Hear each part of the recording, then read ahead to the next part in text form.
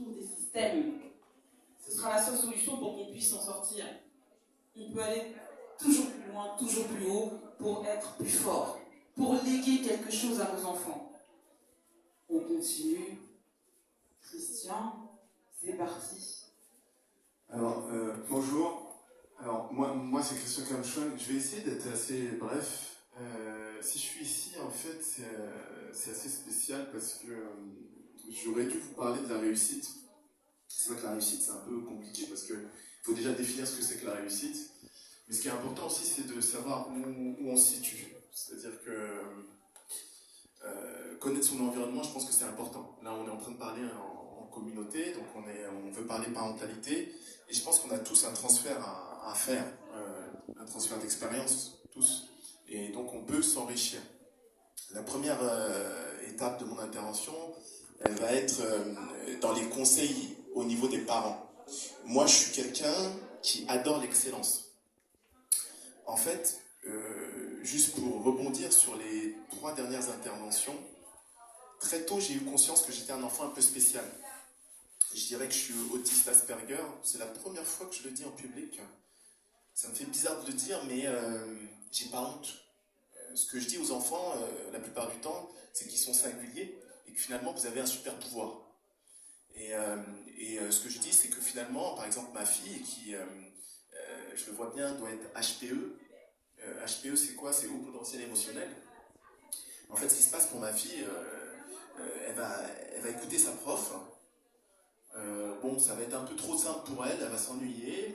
Bon, elle va faire ce que dit la prof. Il y a un papillon qui passe, et elle voit le papillon, il est tout seul. Et elle se dit, mais elle est où sa famille? Et donc là, elle se dit, oh, le pauvre papillon, sa famille, elle n'est plus là, et donc elle va lâcher la prof, elle va lâcher le cours.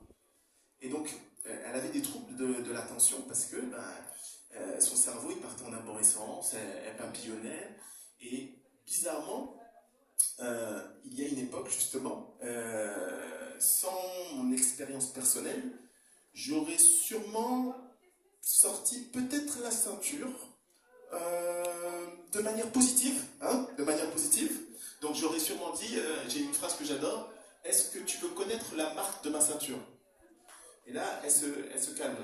Mais en fait, ce qui est intéressant, en fait, c'est que pendant 2 ans, quand je suis entré en France, pendant 2 ans, je me suis intéressé à l'apprentissage des mathématiques. Alors, j'ai passé 2 ans dans un collège ouvert aux intelligences multiples, pas très loin d'ici, au Raincy. Et ça m'a permis de découvrir non seulement les enfants, mais découvrir leurs intelligences avec un S. Et en gros, les enfants, ils ont plusieurs manières d'apprendre les choses. C'est un peu ce que disait Olivier, c'est-à-dire qu'il y a des gens qui vont être, des enfants qui vont être un peu plus auditifs. Il y a certains qui vont être beaucoup plus visuels. Et ce qui va se passer, c'est que le prof, vous imaginez un prof, il a 30 élèves, il n'a pas le temps de s'adapter à votre enfant. J'ai eu un client, un lecteur qui m'a déjà dit, mais vous savez, c'est vrai que je comprends, le prof, aujourd'hui, il pense à survivre. Donc le prof, comme l'éducation nationale, n'est pas là pour élever l'excellence de votre enfant. Une fois que vous avez cette information, ça vous évite d'être énervé. Ça vous évite d'avoir de la frustration. Ça n'a rien de personnel. Il y a une politique extérieure auquel vous devez faire face. Alors, si vous vous énervez, on parlait d'émotionnel, si vous vous énervez, ça ne va pas changer le schmilblick en fait. Il existe quelques profs, il existe quelques institutions où vous allez avoir finalement peut-être un enseignement un peu plus adapté. Vous allez peut-être même avoir la chance d'avoir un professeur comme moi. Votre enfant pourrait avoir un professeur comme moi. Bon, ça va vous coûter cher. Mais plus sérieusement, prenez ça, vraiment, prenez cette information. Maintenant, qu'est-ce qu'on fait? Ce que j'invite les parents à faire, c'est vraiment à prendre le temps d'écouter, d'observer son enfant. C'est-à-dire que votre enfant ne comprend pas, ça ne sert à rien de le frapper. Essayez de voir comment il va résoudre le problème. Essayez de voir comment il absorbe les informations. Je me suis intéressé à ça parce que, bon, clairement, j'ai 2 enfants et je voyais bien que ma fille avait des problèmes. Je dis avait des problèmes c'est pas vraiment des problèmes, mais une fois que je me suis assis en face d'un thérapeute, et qu'elle m'a expliqué aussi que ces problèmes pouvaient être héréditaires, j'ai pris du recul et j'ai essayé de la comprendre. Ma fille est singulière, elle est spéciale. Je lui dis souvent, comment on appelle ça? C'est Wonder Woman. Wonder Woman, ça existe encore? Non. Comment on appelle? Oui, c'est Wonder Woman. Donc en fait, elle a des pouvoirs magiques. Et là, elle prend l'information différemment. C'est différent. Et sa mère, des fois, quand elle lui parle, mais t'es nul, fais attention, tu vois pas, retire un peu. Essayez de dire, peut-être à un petit qui a des troubles de l'attention, reste calme. Alors là, vous allez droit dans le mur, d'accord?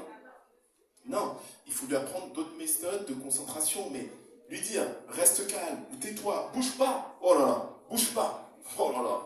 Non, un petit qui est hyperactif, lui dire, bouge pas, vous allez nulle part en fait, d'accord? Donc il faut vraiment s'ouvrir à ça, et donc n'hésitez pas à aller consulter, et n'hésitez pas à observer votre enfant. Et donc, la réussite, finalement, moi, enfin, en ce qui me concerne, elle va être pour le parent d'être capable de lire son enfant, d'apprendre comment son enfant apprend. Comment son enfant apprend. Et j'ai écrit un livre, justement, Apprendre les maths, parce que je me suis intéressé, je suis passionné par les maths, hein, je suis désolé, hein, je suis tombé dedans quand j'étais petit. Et l'idée, c'était vraiment de partager ma passion. Et j'ai pu justement, à travers mon expérience dans ce collège, voir que les enfants avaient de très gros problèmes. Donc il y a un problème de dépistage, de diagnostic, il y a un problème de système, c'est-à-dire que l'enfant vit dans différents systèmes. Et donc, ce qu'il faut, c'est vous, votre mission en tant que parent, c'est d'être capable de lire les problèmes de votre enfant, d'être le premier, la première personne à essayer de comprendre comment il apprend. Et ensuite, n'hésitez pas à aller vous faire diagnostiquer. Le livre, en fait, il est fait pour apprendre en s'amusant, parce que moi, une des clés de ma réussite, c'est que finalement, mon travail n'a jamais été un travail. Je suis passionné. Quand vous êtes passionné, vous avez de l'énergie, tout va vite, vous êtes aligné. Et tout va très vite chez moi. Parce que chaque action que je fais, en fait, je suis en ligne avec chacune de mes actions. Et donc, il faut absolument que vous ayez cette possibilité de rendre finalement l'apprentissage ludique. Pour moi, c'est le meilleur moyen de faire grandir les enfants, de leur permettre d'être toujours dans cette interaction finalement familiale. Et donc, je vous invite non seulement à acheter ce livre, mais je vous invite aussi en tant que parent à prendre du recul et regarder votre enfant, prendre le temps de l'étudier. Et puis, si vous avez des questions sur la réussite, on pourra en discuter. Juste avant de terminer, normalement, j'aurais dû vous donner 5 conseils, mais vu qu'on n'a pas le temps, je vous donne 2 conseils.